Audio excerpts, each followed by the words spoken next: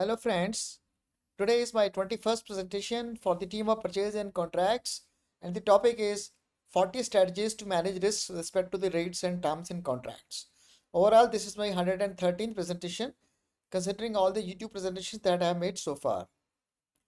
This presentation includes 10 strategies for managing risk to rates of the bought items common for all industries, 5 strategies for managing risks to rates of bought items unique for manufacturing industries, 5 strategies for managing risks to rates in SITC contracts, that is supply installation, testing and commissioning contracts for the project, and 20 strategies for managing risks with respect to the terms and conditions related to the contract.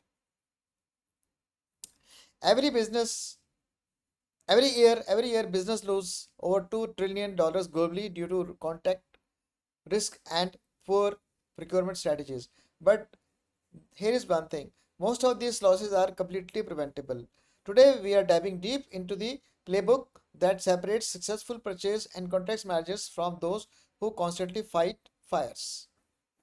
40 strategies to manage risks are listed in this presentation.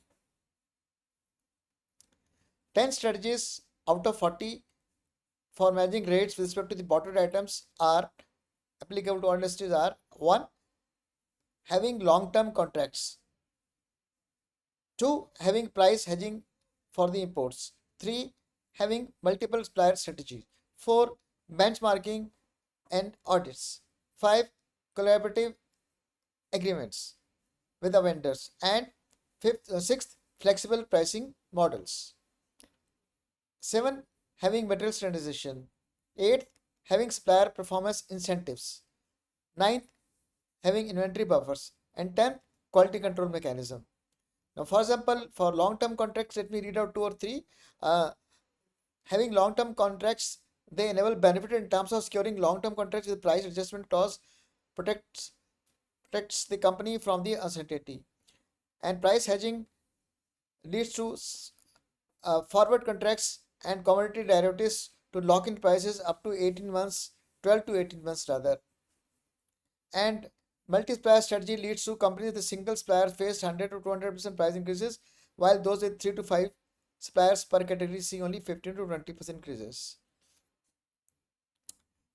Let me look at this point, line number 7, better standardization. Variety might be spice for the life, but it's enemy of the cost control. By standardization, 70 to 80% of the common components across product lines, companies achieve 25 to 30% cost reduction through volume purchase powers. And let me look at the last line, 10, quality control mechanism. Poor quality uh, uh, cost more than premium pricing. And robust quality control system, including pre-shipment inspections and suppliers quality audits, prevent the hidden cost of network delays and custom dissatisfaction that can destroy the project profitability. So these are the 10 strategies related to the bought items for all industries. Now let me look at the 5 strategies which are common, which are unique for the manufacturing industries. 1. Having index-based pricing during the negotiations. Link material prices like metals, plastics, etc. to indices of RBI or Ministry of Industry or MMTC, etc. To account for the fluctuation in the raw material costs. 2. Outsource non-core activities. Outsourcing non-critical manufacturing activities to third parties to optimize cost structures and get specialized knowledge. And cost sharing formulas. Cost sharing models where risks from the raw materials price increases are shared between the both parties. And lean manufacturing, implement lean manufacturing like just in time, single minute exchange of dies, TQC concepts to minimize the waste and improve the efficiency and control variable cost. Early supplier involvement in the design and development phases to ensure cost effective designs and accurate pricing. Now all these strategies which I am stating here are based on my actual hands-on experience of almost 20 years in negotiation in various industries, and these are not theory based but actually practical. Now 5 strategies for managing risk to the rates in the case of supply installation, testing and commissioning contracts. That is it. Uh, that is the project complex contracts. Number 1, fixed pricing. In SAT contracts, fixed pricing provides certainty but requires careful risk assessment. The trick is building in Adequate contingencies, typically 10 to 20% while maintaining competitive pricing. 2. Having pre-negotiated escalation clauses. When projects span multiple years, inflation is inevitable. Pre-negotiated escalation clauses tied to the recognized indices protect both parties. The formula should be transparent, measurable, and capped to runaway costs. So this escalation clauses can be with respect to the various cost elements like materials or even the manpower, etc. Phase procurement. Staggering the procurement of bought materials related to the contract to align with the project milestone. Fourth, material substitution priority. Market changes, but projects must continue. Building in approved alternatives and substitution rights prevents delays and cost overruns when primary materials becomes unavailable or overpriced. Always have technical equivalents pre-approved. Now these must be captured in the agreement and negotiated in the beginning of the project itself at the time of negotiation. Multi-contractor strategy. For large SITC projects, consider splitting the work package amongst multiple contracts. This creates competition, reduces single point of failure risk, and provides leverage in the negotiation. Again, all these 5 strategies are based on my actual hands-on experience in having hundreds of such SITC contracts. Risk management dashboard. This indicates where are the risks and how much are the risks. 20 strategies to manage risk with respect to the terms and conditions. Very, very important. There are scope of work related to strategies and payment terms related to 3 strategies. 1. For scope related strategy. Ambiguous scope is the mother of all disputes. Every deliverable specification and acceptable criteria must be crystal clear. Use drawing specification and performance standards. And if there are any doubts, these must be resolved in the pre-negotiation meetings. Change control process. Scope creeps kills projects. Establish a formal change control process with impact assessments, approved workflows, and pricing mechanisms. Payment related. Milestone based payment. This is very, very fundamental, particularly in the case of SITC contract. Stricter payment around verified milestones and deliverable. This maintains cash flows, controls, and ensures work quality before payment release. In fact, in the case of SITC contracts, it should also be linked to the completion targets for the inspection, testing, and commissioning as well.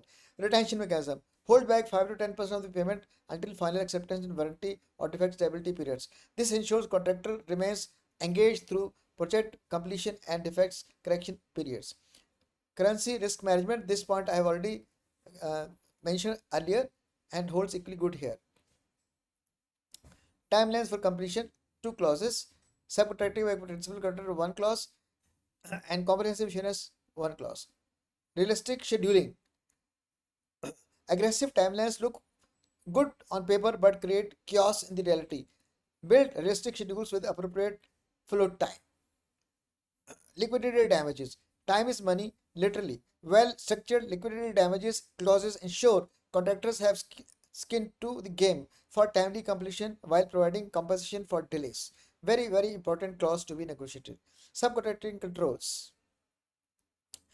You contract with a company, not a subcontracting network. Maintain approval rights over the key contractors and ensure they meet your standards and requirements. In fact, I recall that when we used to approve the subcontractors of the principal contractor, we had control even over the selection of the subcontractors' employees. Risk allocation matrix. This should live with the party best able to manage them. Create clear risk allocation matrices and assign specific risks to the appropriate priority based on the control and expertise. That means whether the contract risk, all contract risk policy to be taken by the company or by the principal contractor or by the each subcontractor. Comprehensive insurance. Ensure adequate coverage for liabilities, professional indemnity, and project specific risks. This premium is small compared to the potential risk. This is very, very important. This should be taken even for the visitors who are visiting the premises.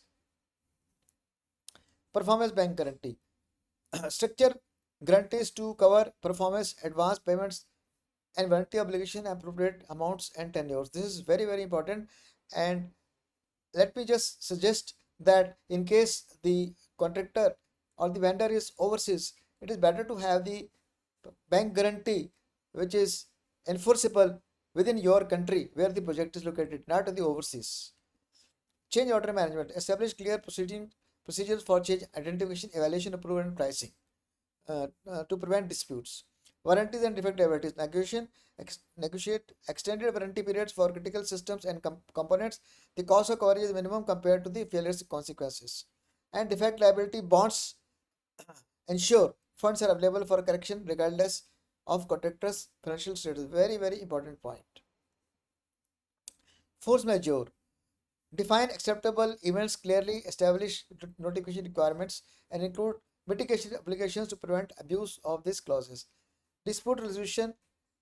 Court should be the last resort, and one should first initially negotiate other mechanisms like arbitration, etc. Governing law. Choose governing law carefully. It's very important. It impacts everything from enforcement to available remedies and also your cost and system efficiency and predictability. Termination. Negotiate clause that allows the client or buyer to terminate the contractor for convenience and for the contractor's vendors in default in discharging their obligation without the minimum restrictions. Ensure that the contractor's vendor's right to terminate the contract or for default is limited and subject to clear defined breaches of the contract. Call to action. There you have it, 40 proven strategies to bulletproof your contracts. Certainly you can add more relevant information to your industry and the type of products and raw materials and types of contracts you deal with, but knowledge without action is worthless.